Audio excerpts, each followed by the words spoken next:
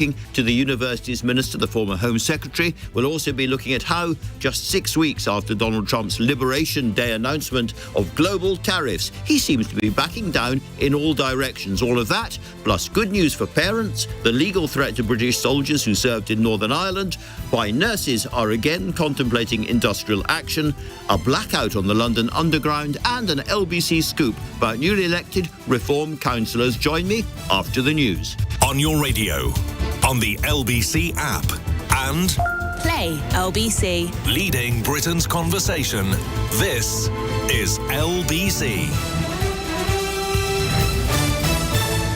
From Global's newsroom at 6 o'clock, National Grid says a fault on its transmission network in central London has affected underground lines. Many have seen suspensions and delays, with TfL saying it's working to restore services. Separately, a fire has been reported at a substation at Maida Vale, which caught fire last month. The charity Care for Calais has accused the Prime Minister of fanning the flames of the far right. Sir Keir Starmer has outlined plans to bring down immigration numbers, including higher standards of English for those coming here. Tarrant Chima, a trustee with Derbyshire Refugee Solidarity, told LBC immigration should work for everyone. Clearly, we have an ageing population. Statistics show we have growing health and care needs and a shrinking workforce. We need people to come here, not just to fill jobs, but to be part of our communities. And we know that the care sector in particular is already facing staff shortages. Hamas has freed an American-Israeli hostage who was captured in the October the 7th attacks. Edan Alexander has been handed over to Israeli forces after 584 days. It's considered a goodwill gesture towards the Trump administration as the US president prepares to visit the Middle East. Sir Keir Starmer has thanked the emergency services after a fire at his former home in North London. A door was damaged, but no one was hurt. In the city, the FTSE 100 closed up 50 points at 86.05. The pound buys $1.32 and €1.18. And LBC weather, a largely dry night ahead with some clear spells and a low of 6 degrees. From Global's newsroom for LBC, I'm Tim Humphrey. This is LBC from Global, leading Britain's conversation.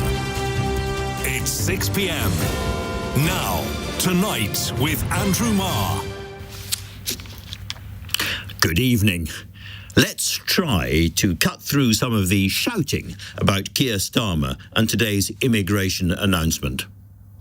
The requirement that migrants must learn English. Well, quite right. You can't be a full member of our society if you don't speak our language, period. The automatic route to citizenship extended from 5 years to 10. Well, genuinely tough, and it'll put a lot of people off coming here. But if we want to get migration down, it's the kind of thing we need to do.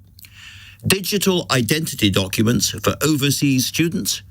Frankly, I think we should all have those. And more broadly, can we trust Keir Starmer? Is this not all a panicked response to the surge of voters for reform? Well, he's certainly changed his tune from 5 years ago, but then a lot of people have, and of course, the numbers have shot up most dramatically since then. Finally, the Tories have been making a big deal about the fact there isn't going to be a legal cap on numbers coming here. Well, sure, but every time they announced such a cap, it was a disaster. I don't think voters care about the argument between the parties. Many do care, however, about migration numbers coming down, particularly illegal migrants, and until they see a change, then all of this is just Westminster bubble babble. When the Prime Minister says he fears this country becoming an island of strangers and that there's no right to stay here, it's a privilege, we may agree or we may disagree, but it's clear that Labour has taken a dramatic turn away from its old pro-migration sentiment and pro-migration economics, and that is a big deal. Starmer argued today that under the Tories, net migration had quadrupled, until in 2023 it reached nearly 1 million, about the same size as the population of Birmingham. That wasn't control, he said, that was chaos. A one-nation experiment in open borders, conducted on a country that voted for control. Well, no more. Today, this Labour government is shutting down the lab. The experiment is over. We will deliver what you've asked for time and again, and we will take back control of our borders. So, as I say, a big day, a big deal. But there is, too, an equally big warning for Labour in this. Will the NHS, the care sector, construction survive if we exclude all non-British workers? Is it really true there's no link between migration and growth? More generally, I think this country is deeply suspicious of politicians' promises about migration, or indeed much else. So, if the boats don't stop coming, or if legal migration stays at the current level of just over 700,000, then one day the punishment at the polls will be completely devastating, big enough to smash even this Labour Party with its impressive parliamentary majority into little pieces. Now, one area affected is the university sector, already in deep financial trouble and in many cases dependent on fee-paying foreign students. The government now proposes to cut the time overseas graduates can stay on after studying from 2 years to 18 months. There'll be a new levy on international students. This is described by Joe Grady, the General Secretary of the University and College Union, as straight out of the reform playbook. I'm joined now by the university's minister, Baroness Jacqui Smith. I put it to her that today's announcement was a screeching U-turn in Labour Party policy on immigration, purely as a response to the wave of support for reform. No, that's absolutely not right, Andrew. Look, we have always in this country welcomed and recognised the contribution that migration plays. It helps to make us a better and a more wealthy country. But what the British public have seen over the last few years is a fourfold increase in net migration, whilst at the same time seeing their opportunities to get skilled work or their children's opportunities to get skilled training to enable them to get on in life falling because of a fall in investment by both the last government and by employers. People don't think that's fair. So the idea of today's reforms is let's actually get that back under control. Let's recognise the contribution that migration makes, but make sure that we're maximising it in those people that we're allowing into the country. And that will help to build confidence, which is what's really been lost in the migration system over the last few years. But I look at the policies and again, I listen to the language. I come back to that phrase about an island of strangers. That's the kind of phrase you might have heard from Nigel Farage. It is a massive, massive change of tone. And to tell us that it's completely coincidentally coming immediately after reform has absolutely belted you people in the local elections strains credulity. Well, we had a manifesto commitment, Andrew, to substantially reduce net migration. You don't come up with these sorts of plans overnight. You know, this is something that people have been working on for a very long time.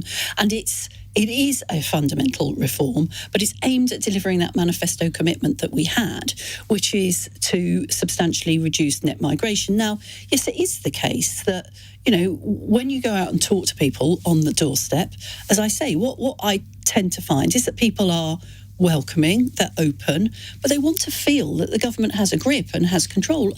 And they completely lost that feel during the chaos of the last few years when net migration was rocketing, but we weren't seeing that contributing to growth in the economy, and we weren't seeing it was happening at the same time as people were feeling that they weren't getting a fair chance to get the skills or the skilled jobs that they needed. It's no wonder that people lost faith in government. So whether it's a U-turn or not, let's agree that it is a completely different atmosphere from the days, for instance, when you were working for Tony Blair in his government, because then we were told, you know, migration was very good for the fabric of this country. It was the rich diversity of migration that we applauded, and mainly from the Treasury, this was very, very good for the economy. We need to suck in more and more and more migrant workers to keep our growth going. Now, that thinking has completely gone. Well, we've had, of course, over the last few years, a experiment in whether or not a fourfold increase in migration actually does contribute to growth. And what we had was a sort of double whammy where you had a very big increase in net migration and stagnant growth rates. And what that, of course, tells you is that what you need to do is you need to ensure that you're using migration where it really does make a contribution, where it really does impact growth. That's why, you know, we will still want to welcome to this country people who can help to contribute their skills, their expertise in science, in medicine. And in fact, in some ways, we will make that easier for people. But what we won't want to do is to have an economy that depends on importing skilled labour. We need to produce that skilled labour ourselves. And then there are those areas in the economy which are going to be really heavily affected by this.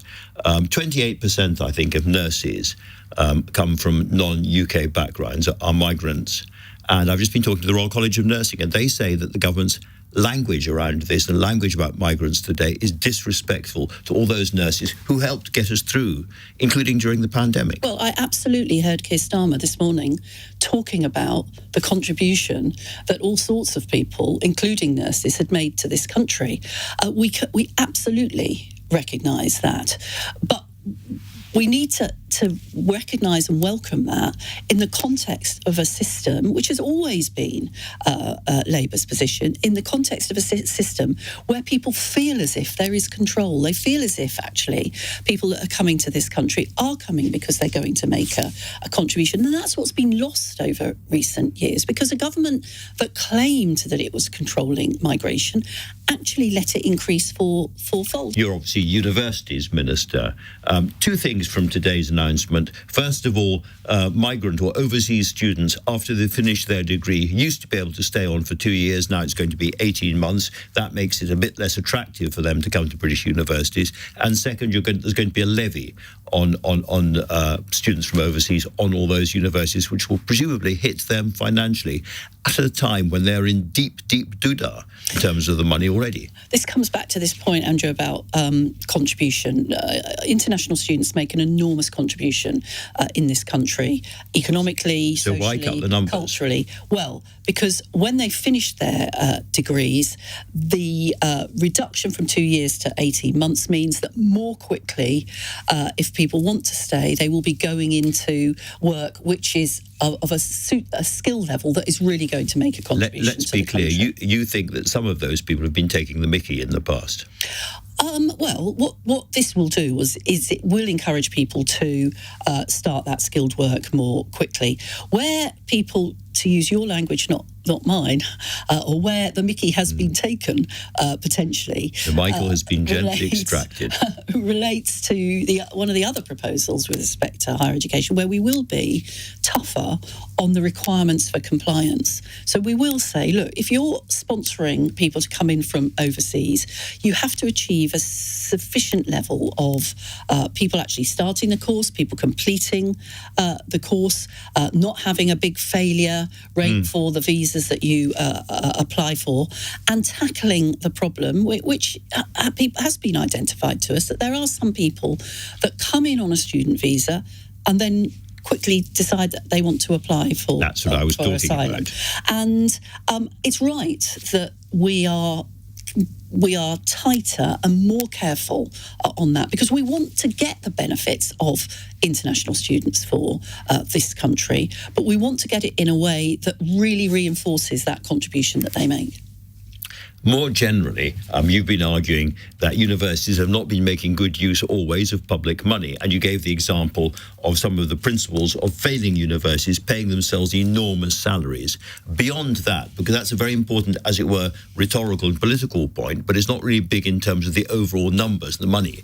What should they be doing that they haven't been doing to save money? Well, the first thing is what we've seen over recent years is a government which completely forgot or ignored the financial crisis that was growing in universities. And that's why when we came into government, we took action, first of all, to direct the Office for Students to focus much more clearly on that. And then, of course, we made the very difficult decision to increase tuition fees to get more income into universities. The point I was making in that piece is there's a deal here.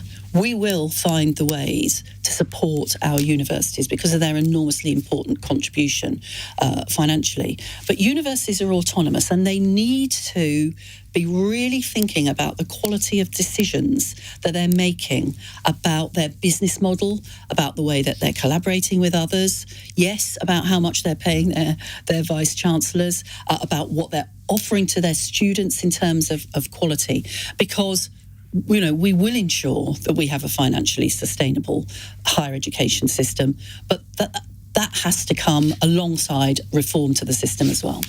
We both know that not all universities are equally valuable and that some are very, very close to the edge financially. Would it be a disaster if a university or two went bankrupt because they had mismanaged things? Look, I think it would be bad if. And would you step in to save them? I think it would be bad if any university failed. our priority would be to protect the interests of those students who were in those universities. But what we need to do is we need to get back to a system where actually we're providing the opportunity for higher education to have the finance that they need to make long-term strategic decisions. But in exchange for that, they need to think very carefully about their business model. They need also to think about how they're providing access to more students, particularly from disadvantaged backgrounds, how they are contributing to the growth mission in this country. I don't want to name them because I don't want to cause trouble, and some of them are in real trouble. But in terms of some of those universities close to the edge, I just need to ask you very, very directly, if University X suddenly declares bankruptcy and goes under, does this Labour government move in to save it? We have already taken action through increasing tuition fees, through the much closer monitoring of those universities that we are doing. Not quite answering my question. Well, universities are autonomous. So that sounds to me like if they have to go under, they go under. And we will do everything that we can to prevent that from happening. Well, let's hope it doesn't. Baroness Smith, thank you very much indeed for coming in. Thank you, Andrew.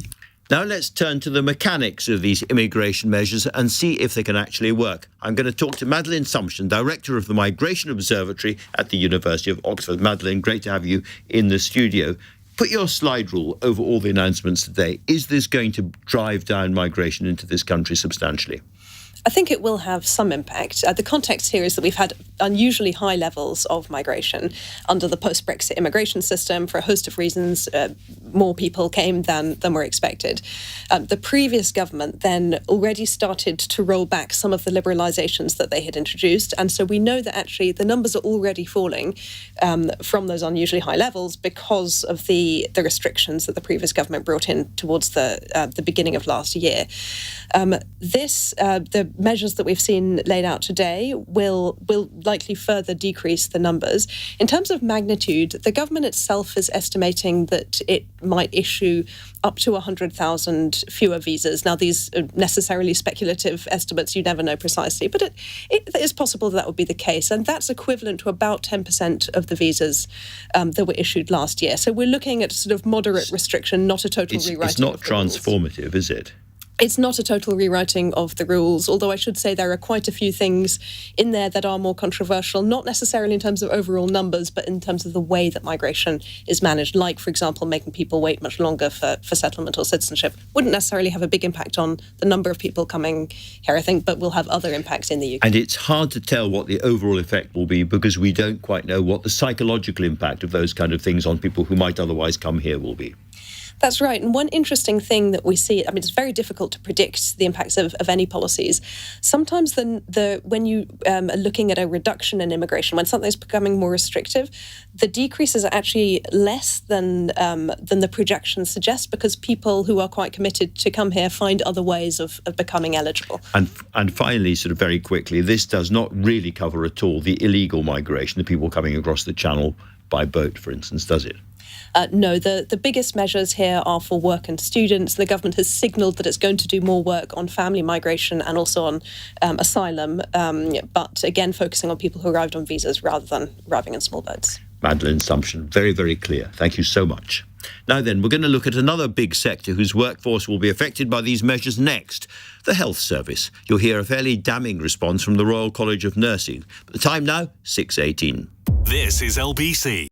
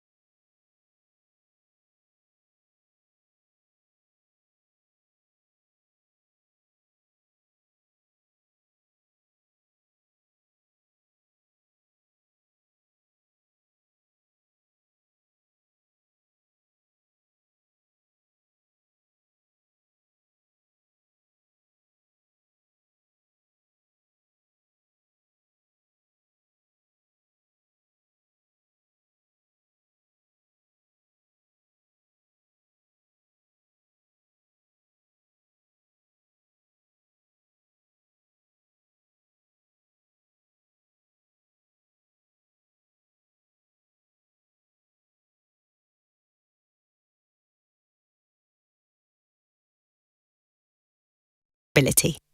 Tonight with Andrew Marr. Watch live on both Global Player and the new LBC app.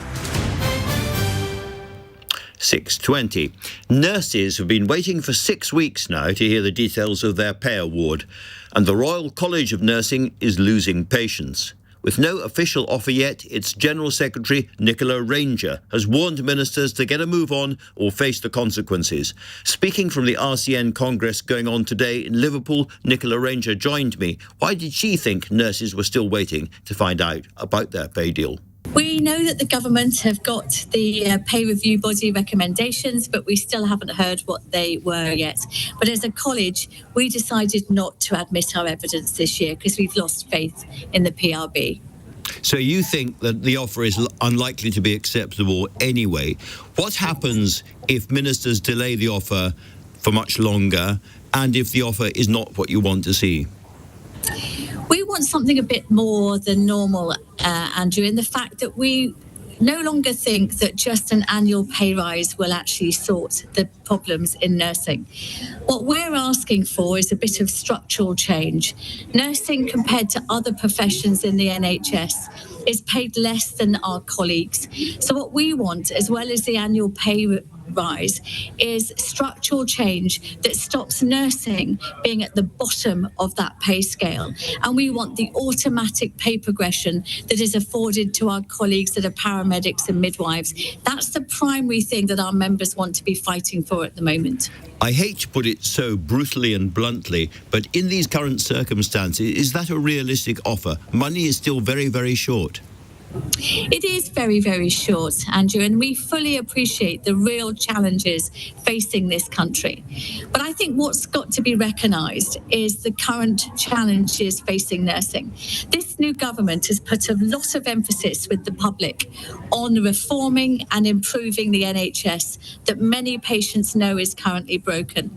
Nursing is the largest workforce in every sector, both in the health service and social care. And actually, we also know that nursing is broken, and this government will fail unless it has a strong and brilliant and vibrant nursing profession. So you say nursing is broken, and presumably that is evidence that you are hearing from the front line. So give people listening some sense of what you mean in practical terms. In practical terms, we see the number of people going into our profession down by over 20%, the lowest in 6 years. And yet we know the services required by the public with more complex health needs, both for the young and the old, nursing is absolutely vital. A lot of us, many people my age, are going to be going towards retirement. If we don't make nursing an attractive career for the young, actually we've got a real retirement ticking time bomb in the future. I'm quite surprised to read in the nursing media that a lot of newly qualified nurses are simply unable to get jobs. I mean, we know there's a shortage of nurses around the NHS. We know that perhaps not enough people are going in and getting qualified. And yet, if they can't get jobs, what's going wrong?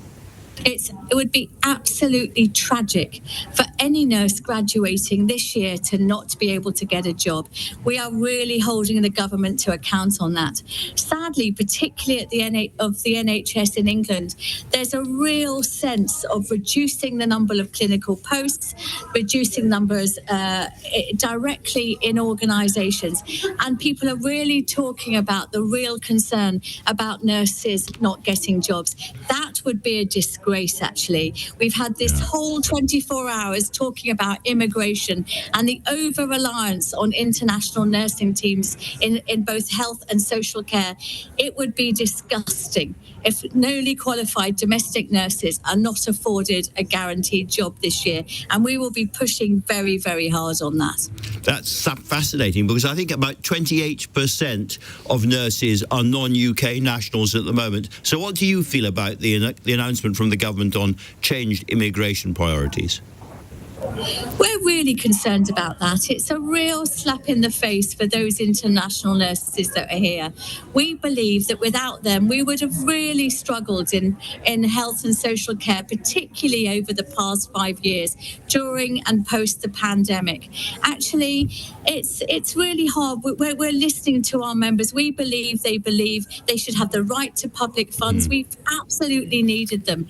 But actually, the real concern is that actually these announcements today, with no real plan of domestic supply chain, both in health and social care, 130,000 vacancies in social care.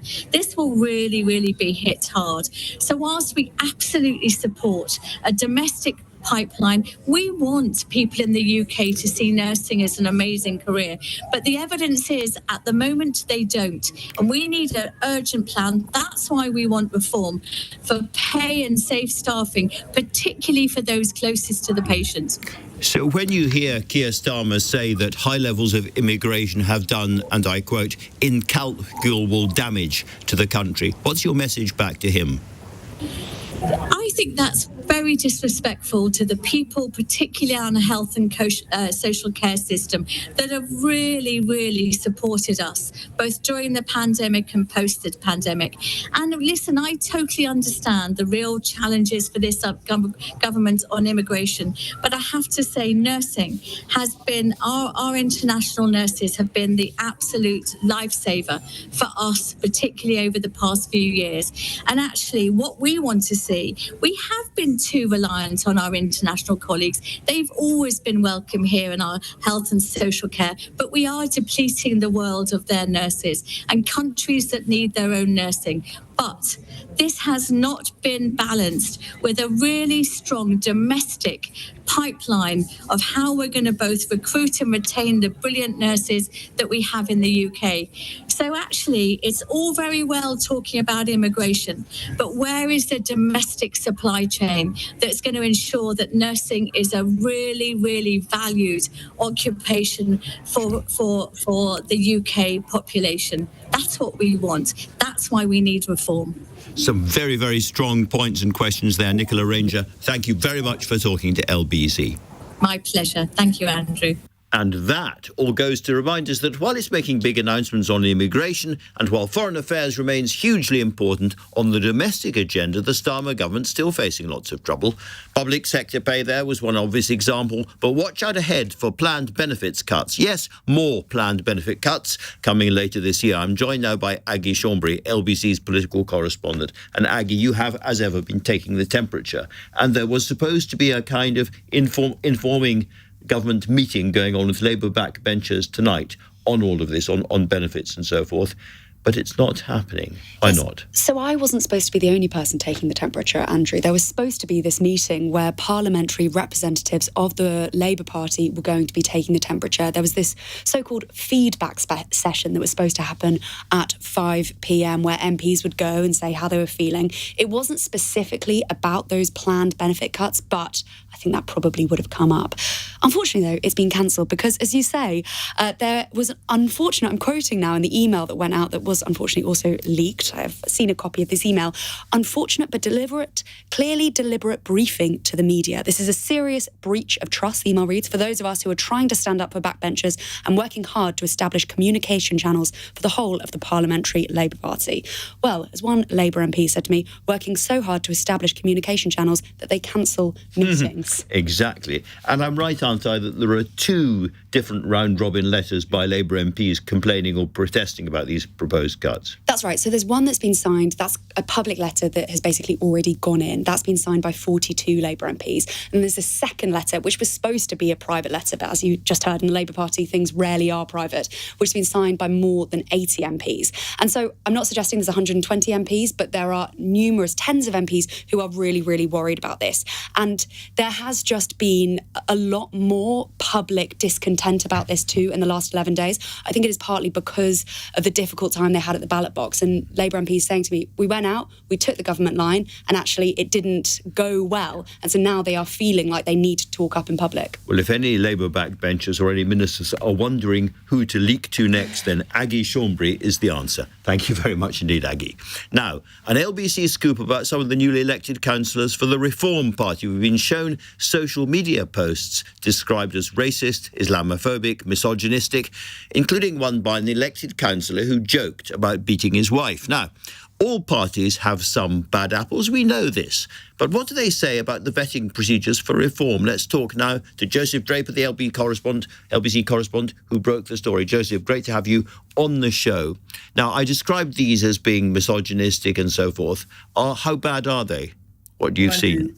A lot of the content is really quite extreme. It's been criticised by campaigners, also some MPs as well. And it ranges from everything from jokes about domestic abuse, as you referenced, but also a particular example was racial stereotyping of former Prime Minister Rishi Sunak, appearing to allude to his Asian background by suggesting that number 10 Downing Street had been turned into a Londis convenience store. And that gives you a flavour of what we've been seeing. We've also seen some pretty extreme niche conspiracy theories about climate change being geoengineered and suggestions that we should stop building mosques because they divide communities. And in amongst all this, Andrew, we've seen lots of evidence from several councillors of support for far-right figures, including Tommy Robinson, of course. He's serving prison time at the moment. And this is from councils across the country, Andrew, where Reform have, of course, made huge gains at those local elections. And we've seen similar scandals last year at the general election too, where the party has claimed to have improved their vetting procedures now following those scandals, but there are questions about whether that is actually accurate. And we put those questions to the party's deputy leader, Richard Tice, earlier today. Well, look, obviously, I haven't studied every one of the 677 councillors' social media posts. Other people have. In a sense, Tom... But have they? That's the issue is there seem to be a lot of posts by a lot of people, councillors in Kent, Tom, with incredibly disparaging remarks about women, telling not to build mosques because they divide communities. If something requires investigation, they will be investigated. The key point So these people will be investigated now? Anybody that's inappropriate will be looked at and investigated. Obviously, you're bouncing me into something live. I have no idea whether that's true or not. What I do know is when I was previously bounced live into something by LBC with a different presenter, it turned out to be false. So I'm not going to respond automatically to that sort of thing. But if you've got concerns, send it through. The team will look at it. For a presenter, is that me? It's worth adding to that, Andrew. We have put those concerns both to the Central Reform Office and their local offices. We've also been in touch with each of the individual councillors in question. We've not heard anything back from any of them. So clearly, Andrew, there are still questions here about how these candidates were allowed to stand in the first place and whether they can continue to represent the party now going forward.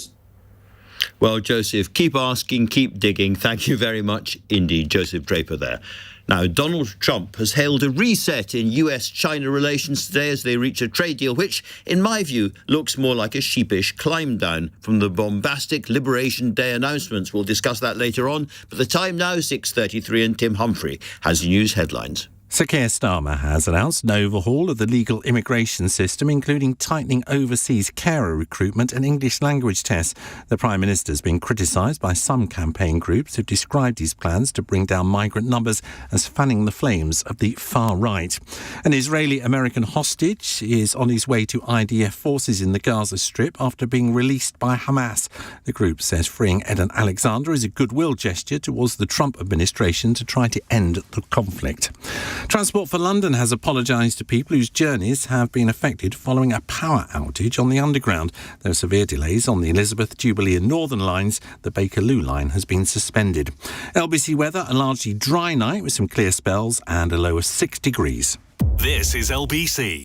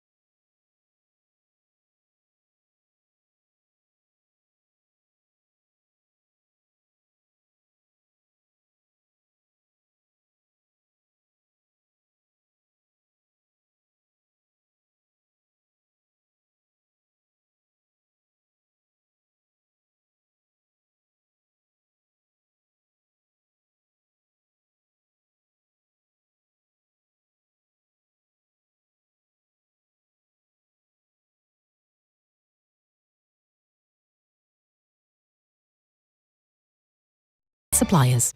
Tonight with Andrew Marr. Listen on your smart speaker. Just say, play LBC. 6:35. Former members of the British Army who served in Northern Ireland could find themselves facing homicide or murder charges in court after a ruling by a senior coroner in the case of members of an SAS unit who killed 4 IRA terrorists in an ambush in 1992. That, I think, is the fear of the Conservative MP David Davis, who has so far got more than 27,000 signatures for a petition on the subject, which means the government will have to respond to him. And he joins me now.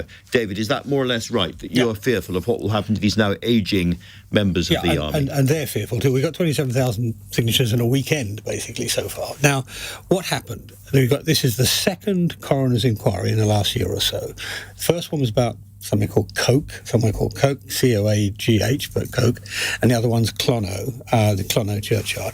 What happened was that the SAS unit and the police with them, were told there was going to be about 20 IRA personnel turn up, assemble a big machine gun, and then go and drive to Coal Island, 1.5 miles away, and fire it at the police station, killing as many policemen as they could. Right?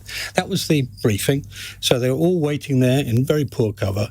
About 10:30 at night, suddenly the shooting starts somewhere else. That actually they hadn't had the opportunity to intervene, if you like, whilst the gun was being put together. Shooting from about 60 rounds. It's really heavy machine gun, great big bullets. It's reminded on the back of a truck or something. Off the back of a sort of builder's truck, if you think, if you sort of imagine it.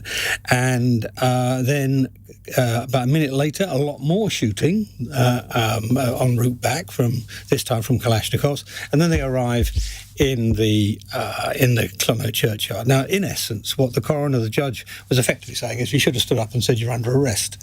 Well, I'm afraid that would mean that they'd all get a burst of machine gun fire from this thing. 5 seconds would have killed everybody, So it's impractical. And what happened was, and of course they also didn't know where the other 15 were, other than the ones on. So it really, really strange judgment 30 years after the event, bearing in mind that at the time, the Director of Public Prosecution spent 6 months in, questioning the people who planned the thing and coming to a conclusion there's no case to answer here. So without trying to relitigate what the coroner said, what is the implication of that judgment for former members of the army going forward? For the retired men of 50, 60 years old, they're now suddenly feeling they're going to be pulled back into court, faced with murder charges, manslaughter charges, and so on.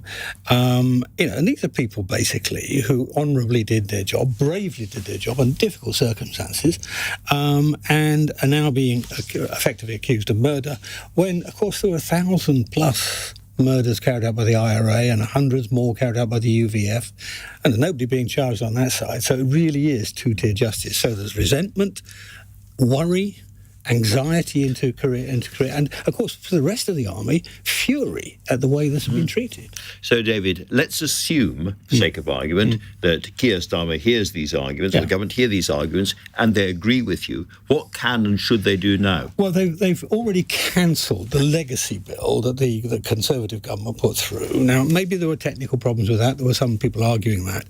They should come up with their own legislation to essentially prevent the double jeopardy, or prevent people coming back and saying, well, the DPP didn't know what it was talking about 32 years ago, whatever it was, and then trying it again. Because what's going on here is Sinn Féin is trying to rewrite the history of Northern Ireland. They're trying to turn IRA defeats into somehow oppressive colonial attacks, trying to, as I say, rewrite history, and in so doing, effectively putting the people who did their job through psychological torture late in their career.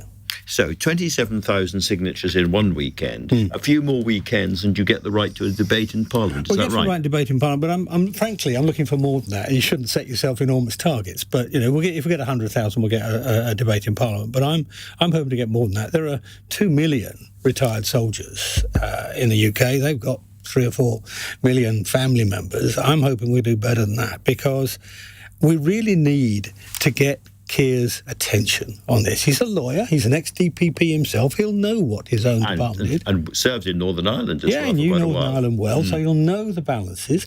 I'm not a critic of Tony Blair for giving effectively pardons to every single murderer in the IRA and the UVF at the time, which is what effectively happened. But I do want to see proper treatment of our soldiers. And I think, actually, Keir's a decent man. I see no reason why he shouldn't do it. Really, really interesting. This is certainly one to watch, and we'll carry on watching. But for now, David Davis, thank you. Thank you so much. Now then, do you remember Liberation Day?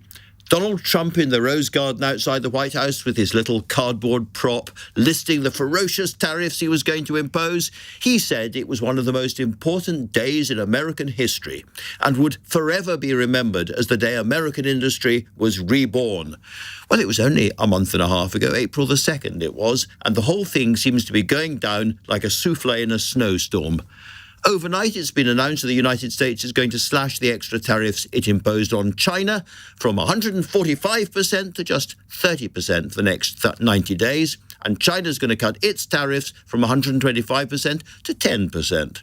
This follows, of course, Britain's deal, which cut the highest tariffs on our cars and steels. Question: how many countries have now been given a 90-day pause on the great Trump tariffs? Answer, so far as I can tell, 189 until today, now 190. Now, you might argue that Trump has already got what he wanted, which is the attention of other countries, allowing him to strike new deals. But China was always the big threat, and so far as we can tell right now, far from this being a pivotal moment in American industrial history or a day to be remembered forever, it's a big, slightly embarrassed backing down. To be clear, that is great news for the world economy. Stock markets and the US dollar jumped up in response. But I can't remember a big global announcement by a big global leader being shuffled away from quite so quickly. Let's talk to Dan Ives, an analyst on Wall Street for 2 decades who specialises in tech at Wedbush Securities. Dan, great to have you on the show. This does seem like an extraordinary reversal from Liberation Day. What do you make of it? I mean, both sides blinked. And the reality is that if they didn't make a deal, you'd essentially put the U.S. in a recession. And I think the reality of the moment hit Trump administration. I think it hit the China delegation as well. And they recognized they needed to scale this down significantly. And that's the reality. Because, of course, it's not just China is the big one. I get that. But it's not just China. It's 189 other countries which have had a 90-day pause on the tariffs. And it's beginning to look like the whole thing was just hokum. Look, I mean, I think he started off big, and they definitely made some errors in the beginning. And we've talked about it in terms of the chart, the way you can negotiate with 180, 190 countries. And I think they've tried to take steps back from the cliff. Now, look, realistically, in terms of other countries, you'll have a baseline tariff. They're going to have some sort of baseline negotiations. But the reality, too, for U.S., I mean, obviously you had the UK deal last week, but the most important ones, China, India, Vietnam, especially as it relates to the supply chain. Well, I was going to ask particularly about the effect of this on the big tech companies. We've seen all the stock markets scooting back up again. The dollar's back up tonight as well. But, you know, I've got a smartphone on my desk here like most people do. What does this mean for the big American tech companies who have relied so heavily on China for fabrication manufacturing? It means instead of taking a lot of aspirin and Pepto-Bismol, they're drinking a mimosa. So yeah, I mean, look, a lot of relief because, as we've talked about, this is where the supply chain's built, and that's the reality. Very, very important. And are you expecting, I mean, it's a 90-day pause, but do you think this is really the end of the enormous tariffs and that apparent huge shock to the world economy? In other words, it's a U-turn, but we're not going to go back to where we started. Nah, this is it's a 180, and this is the beginning of a negotiation period that you'll see with the U.S. and around the world that they're going to have to ultimately go through. And I think that's why markets are up, because everyone recognizes that we've taken that Armageddon scenario off the table. It's a really, really big moment. Dan, thank you very, very much for talking to LBC.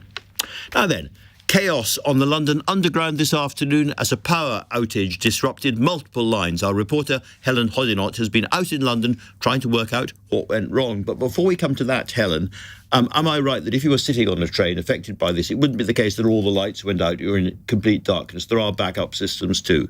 Yeah, thankfully, for a lot of people, these power backup systems kick in. So while there would have been a pause in the train, they wouldn't have been plunged into complete darkness, but it still would have been really quite scary. And I spoke to one woman who had just pulled into the station as it all paused, and she spoke about how disconcerting that was. But it was a hugely unusual situation this afternoon, as across a huge swathe of central London, power went off, office buildings went dark and tube lines went down. Stations across central London closed. There was Marble Arch, Waterloo, South Kensington and Tottenham Court Road. And these are major stations serving thousands of people. And it's understood to have been caused by a power outage in southwest London, which happened at about 2:30 this afternoon. National Grid said a cable fault on its transmission network and a consequent voltage dip may have briefly affected power supplies. And TfL said the outage lasted for a matter of minutes, but shut everything down and said it was a National Grid issue. So I was just saying, it could have been a lot worse, but we come on to the question of, why it happened, because, I don't know, this was an electricity substation, but they appear to be going pop all over the place at the moment. Well, exactly. Interestingly, just about 20 minutes before the power outage kicked in, there's been no official link to this yet, but there was a fire at that same electrical substation in Maida Vale, which suffered a major fire just 2 weeks ago. And that is obviously causing concern because Heathrow was, of course, thrown into chaos back in March because of a fire at a nearby electrical substation. All around the country, people will be scratching their chins and saying, is it the weather or is it the Russians? And that is the question everyone will be asking. Yeah. Meanwhile, is everything back to normal as far as we know? Not yet. The issue has been resolved, but there's still disruption across the whole of the network. This evening, the TSSA, which is an independent trade union for transport, is now calling for an inquiry because there are tons of questions to be answered about how an outage that lasted just a few minutes caused disruption across the whole of central London. A very, very big story. Helen, thank you so much for coming in and explaining it. Now, up next, some rare good news for parents when it comes to the soaring cost of childcare, and we'll reflect on the sentencing of one of the largest Russian spy rings in living memory. Time now, 6:48. Coming up at 7, Ian Dale leading Britain's conversation. Next on LBC.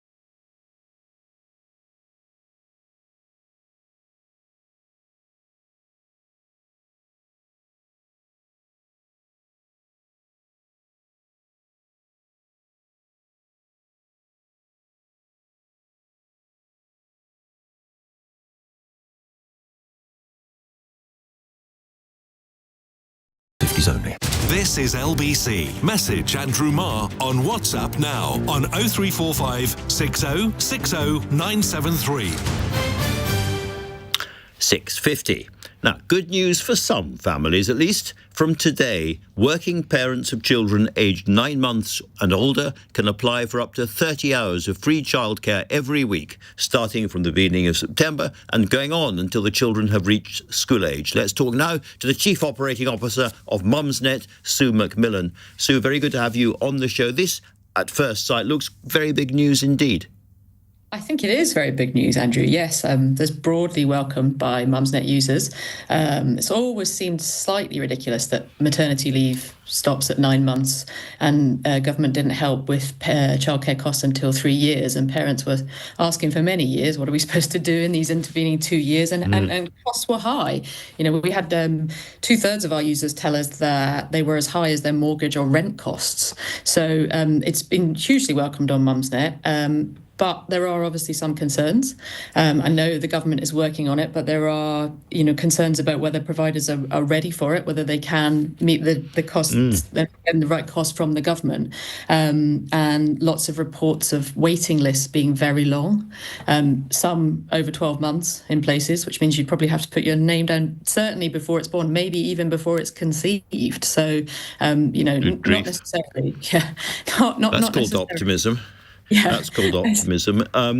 What about the actual care that's being offered? But 9 months is very, very young to hand a child over, I would imagine, for an awful lot of people.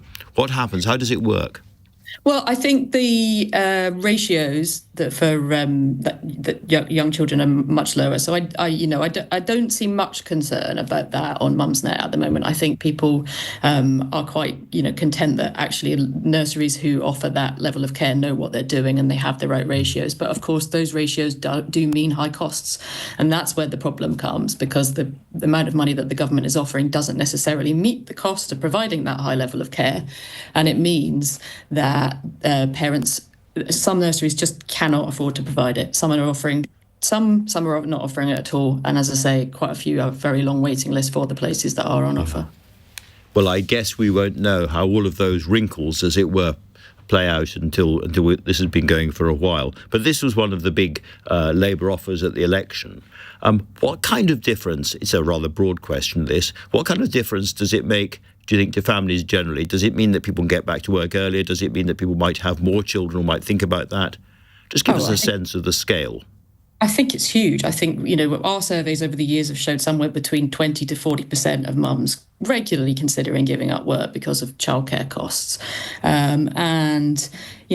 think that there was some research by the Women's Budget Group a few years ago that suggested an estimated 1.7 million women had prevented taking more hours of paid work because of childcare issues.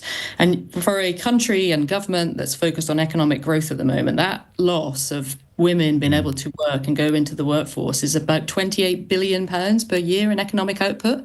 So, we'll see, as you say, the impact it has, but certainly it helps, and that is a good thing for the economy. It's a good thing for families having the choice, and it is about choice, to do more work and go back to work, and yes, have more children. As Bridget Phillipson pointed out today, some mums have been having just one or just two because it's all they can afford. I'm beginning to ruefully reflect that if the media was less dominated by men, this would have been the major story everywhere all day. Very, very big news indeed. All right, Sue, thank you very, very much indeed for that. Now then, 6 Bulgarians have been sentenced to more than 50 years between them for spying for Russia on an industrial scale. The group have been described by police as one of the largest foreign intelligence operations in the UK, and they put lives and our national security at risk. Christopher Steele was a former officer in the Secret Intelligence Service and head of the MI6 Russia desk from 2006 to 2009, and he is with me now. Christopher, thanks for coming in. This group, 6 kind of slightly ordinary-looking Bulgarians, if I could put it that way, operating out of a rather kind of run-down boarding house in a coastal community. Just what do we know about them, first of all? Who set them up and why? We think that Russian military intelligence, the GRU, is behind this operation ultimately. And of course, you remember that the GRU were the same service that did the Salisbury attack on Skripal. And I think what it tells us is that when Russia is at war, considers itself at war, not just with Ukraine, but also with us, that they're prepared to set up these kind of operations and to conduct fairly reckless and strong operations against individuals. This was a kinetic targeting, a physical targeting of the targets. And I think the other thing that stands out from it is the fact that it was against foreign nationals, not Russian exiles. So who were they particularly going for? They're looking at people that, like Christo Grozev, who have exposed significant failures, I would say, on the intelligence services in Russia. It's part, you remember that the assassins, or the would-be assassins in Skripal in Salisbury, were ultimately identified in their real names by Bellingcat, which Christo was working for, and other such people. So they're going for the journalist who caused embarrassment to the Kremlin, to put it brutally. Well, to Putin particularly. This sort of operation would not have been carried out without Putin's personal approval. Had this gang not been cracked and exposed, how much damage do you think they could have done? Because they were operating all across Europe, weren't they? Yes, if you look at the scale of what was found in that boarding house in Great Yarmouth, 200 plus mobile phones, burner phones, 500 SIM cards, 75 fake passports. This is a major operation. And what it tells us as well, I think, is that the use of Bulgarian nationals, who have been here for some of them many years, indicates that the security services have got a big problem in that they're looking for needles in haystacks. It's not clear how they got onto this network, and perhaps we shouldn't speculate too much about that. But the reality is that this is a major operation.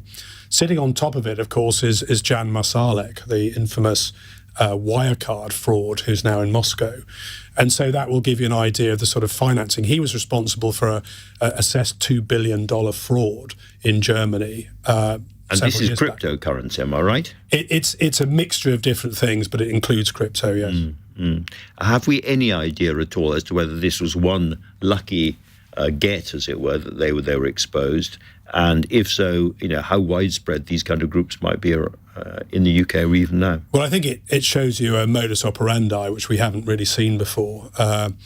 In the past, illegal operatives, as they were called, were Russians who were trained up as foreign nationals. Here we're actually seeing them using foreign nationals. And I think, as I said, in a really quite reckless manner, physically targeting. I presume that things like kidnap and assassination were on the agenda potentially for the targets that they were looking at. Well, we've talked about illegals in the past, but this brings it really up to date and makes it all very immediate and quite scary. Christopher Steele, thank you so much for coming in. Thank you. Now then, Keir Starmer announced stringent changes to immigration policy today in his long-awaited white paper. He requires higher standards of English for migrants and increasing citizenship to 10 years. But how does this affect industries that depend on migrants? The General Secretary of the Royal College of Nursing, Nicola, earlier on gave me her reaction. It's a real slap in the face for those international nurses that are here. We believe that without them, we would have really struggled in health and social care, particularly over the past 5 years, during and post the pandemic.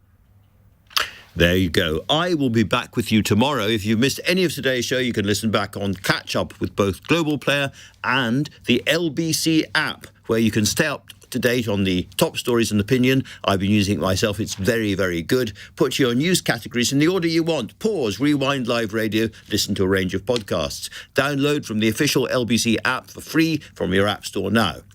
Coming up at 10 on LBC, Ben Kentish. But right now, it's Ian Dale. Thank you very much, Andrew. Well, over the past year or two, I've been very critical of Conservative politicians for their use of inflammatory language over immigration. Priti Patel, Suella Braverman, Robert Jenrick, to name but three. Today, I'll add another name to my list of shame, and that's the Prime Minister of this country, Sir Keir Starmer. His rhetoric on an island of strangers was right out of the dog whistle playbook.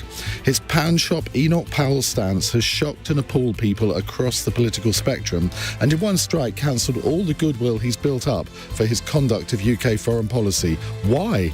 On Cross Question 8, political journalist Cindy Yu, Labour MP Chi Onwurah, GMB leader